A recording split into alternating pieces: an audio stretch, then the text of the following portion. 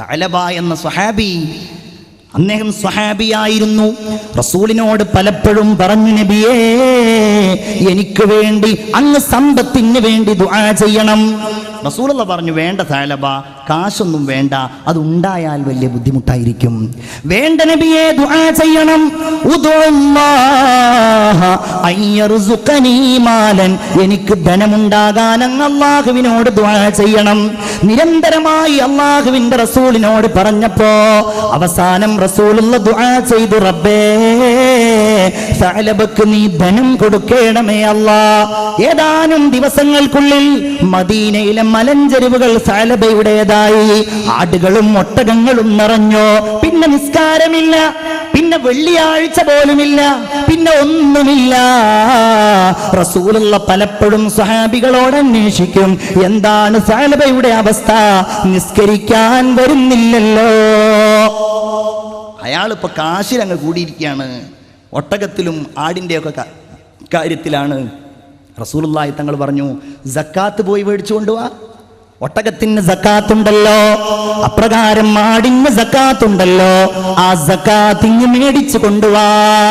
ചെന്ന സ്വഹാബികളോട്, ഇതെന്താ സക്കാത്തോ, അങ്ങനെയൊന്നും ഞാൻ തരൂല്ലല്ലോ എന്ന് പ്രതികരിക്കേണ്ട താമസം. യാ വൈഹ സഅലബ,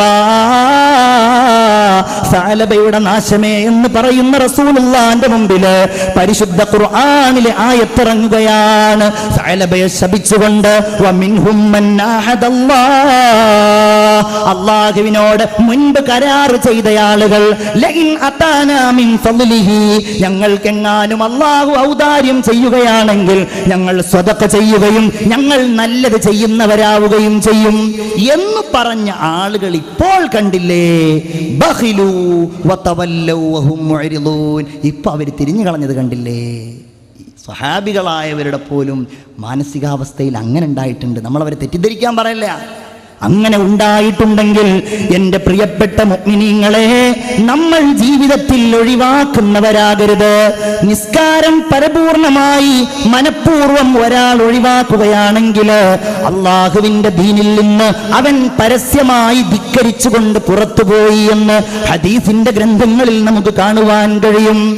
ഉസ്താദ് ഇവിടെ പറഞ്ഞുവല്ലോ നേരത്തെ, ആദ്യമായി അവന്റെ പരീക്ഷണങ്ങൾ മുഴുവൻ അവന്റെ നിസ്കാരവുമായി ബന്ധപ്പെട്ടുകൊണ്ടാണ്. മരണം സുഖകരമാകുന്നത് നിസ്കരിക്കുന്നവർക്കാണ്. ഇല്ലാത്തവന്റെ മരണം വളരെ പരാജയമായിരിക്കും. അവന്റെ ഖബറിന്റെ ഏകാന്തതയിലേക്ക് അവന്റെ നിസ്കാരം കടന്നു വരികയും ഖബറിൽ നിസ്കാരം അവന് സ്വാന്തനമേകുകയും ചെയ്യുമെന്ന് ഹബീബായ നബി മുഹമ്മദ് മുസ്തഫ.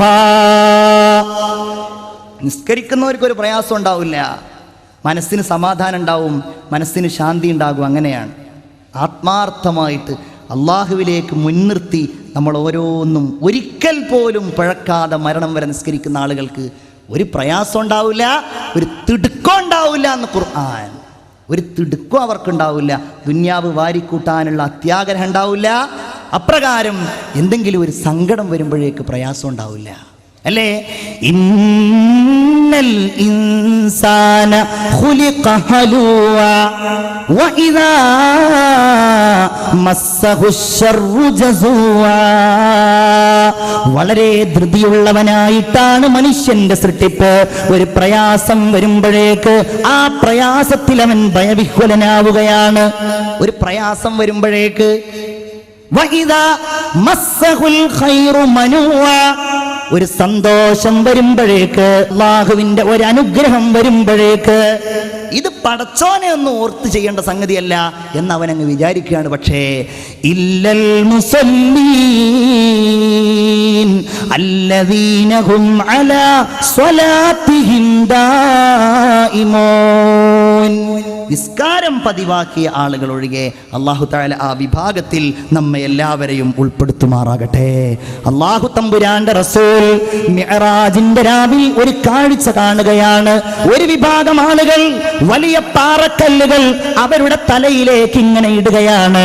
യാ ജിബ്രീൽ, ഇതേതാണ് ഈ വിഭാഗം എന്ന് ചോദിക്കുമ്പോ അവിടുന്ന് പറയപ്പെടുകയാണ്, ഹാഉലാഇല്ലദീന, ഈ വിഭാഗം എന്ന് പറയുന്നത് തതസാ തഥാഖലു റൂസുഹും അനിസ്സലാ, നിസ്കാരത്തെ തൊട്ട് തലഭാരമായവരാണെന്ന് ഹബീബായ നബി മുഹമ്മദ് മുസ്തഫ സല്ലല്ലാഹു അലൈഹി വസല്ലം പറയപ്പെടുകയാണ്.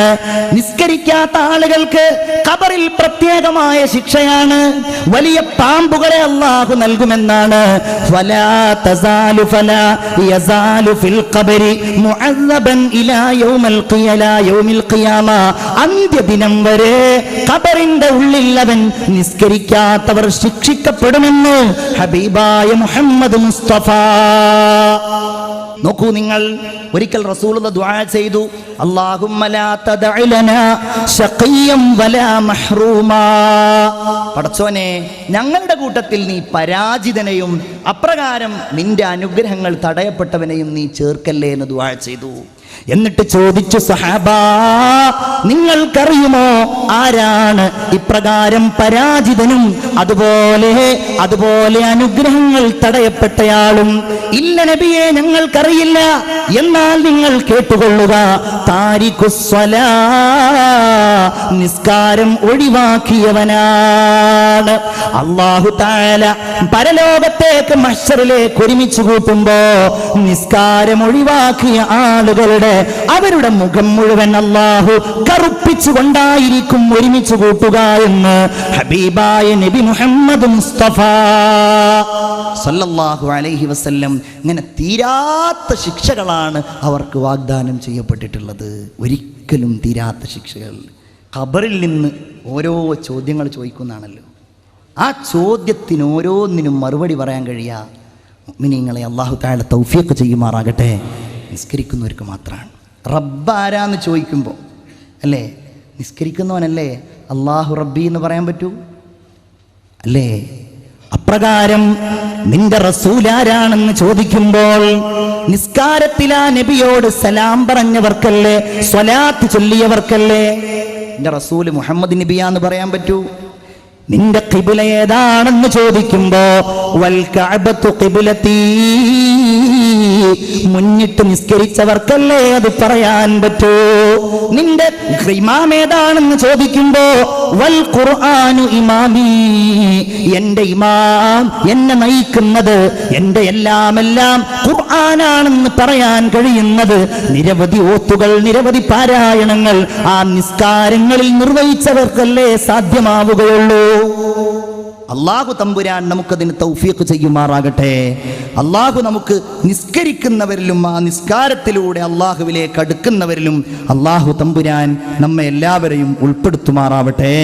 കുല്ലു നഫ്സിൻ ബിമാ കസബത് റഹീന ഇല്ലാ അസ്ഹാബൽ യമീൻ ഫീ ജന്നാതി യതസാഅലൂന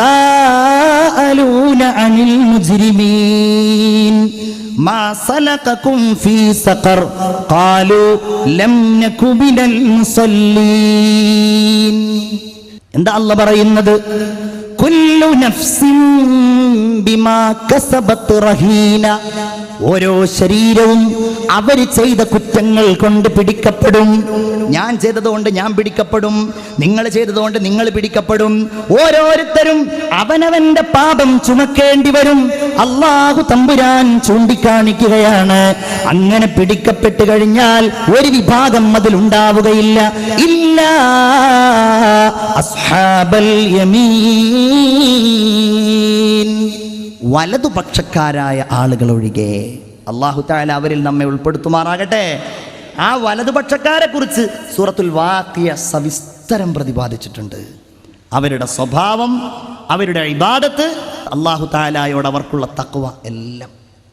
നമ്മളൊക്കെ അതിൻ്റെ അടുത്തല്ല എങ്കിൽ ആ അടുത്തവരുടെ അടുത്തെങ്കിലും പടച്ച റബ്ബ് നമ്മയൊക്കെ എത്തിക്കുമാറാവട്ടെ. ബഹുമാനപ്പെട്ട സയ്യിദ് അലവി മൗലദ് ദവീല സയ്യിദ് അവറുകളൊക്കെ, ആ വലിയ മഹാന്മാരൊക്കെ ഈ പറഞ്ഞവരോ അല്ലെങ്കിൽ ഇതിന് മുകളിലുള്ള ആളുകളോ ആയിരിക്കും. അസ്ഹാബുൽ യമീനിൻ്റെ മുകളിൽ അസ്ഹാബുൽ മുഖറബൂൻ എന്ന് പറഞ്ഞ വേറൊരു വിഭാഗമുണ്ട്. അള്ളാഹുവിലേക്ക് വളരെ അടുത്ത ആളുകൾ, ഏറ്റവും അടുത്ത ആളുകൾ. മിനൻ നബീന വസ്സുദ്ദീഖീന വശുഹദാഇ വസ്സാലിഹീൻ. നബിമാരിൽ നിന്ന്, പ്രവാചകന്മാരിൽ നിന്ന്, സ്വാലിഹീങ്ങളിൽ നിന്ന് അവരിൽപ്പെട്ടവരായിരിക്കും ഇവരൊക്കെ. പടച്ചോൻ നമ്മളൊക്കെ അവരുടെ ഇരുത്തിരുന്നു കൊണ്ട് ഈ ദീന് പറയുന്നത് കൊണ്ട്, വാള് പറയുന്നത് കൊണ്ട്, നല്ലത് ചെയ്യുവാൻ പ്രതിജ്ഞ എടുക്കുന്നത് കൊണ്ട് നമ്മയും അവരുടെ കൂടെ സ്വർഗത്തിൽ ഒരുമിപ്പിക്കുമാറാവട്ടെ. വലതുപക്ഷക്കാരൊഴികെ, വലതുപക്ഷക്കാരായ ആളുകളൊഴികെ ഫീ ജന്നാത്ത്, അവര് സ്വർഗത്തിലായിരിക്കും. യതസാഅലൂന അനിൽ മുജ്രിമീൻ, സ്വർഗത്തിൽ നിന്ന് അവർക്ക് എന്താ പണി?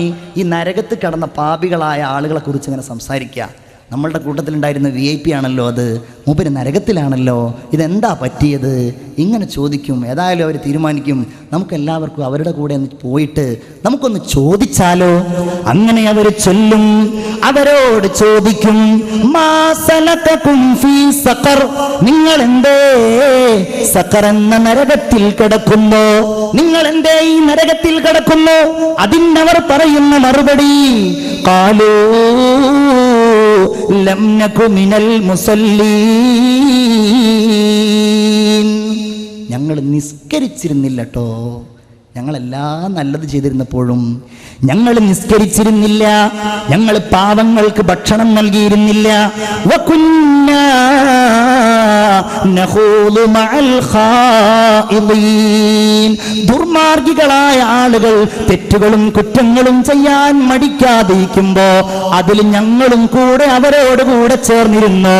അതുകൊണ്ടാണ് ഞങ്ങളും നരകാഗ്നിയിൽ കിടന്നത് എന്ന് നിസ്കരിക്കാതെ സഖർ എന്ന നരകത്തിൽ കിടന്നവർ നല്ല ആളുകളോട് മറുപടി പറയുമെന്ന് പരിശുദ്ധ ഖുർആൻ.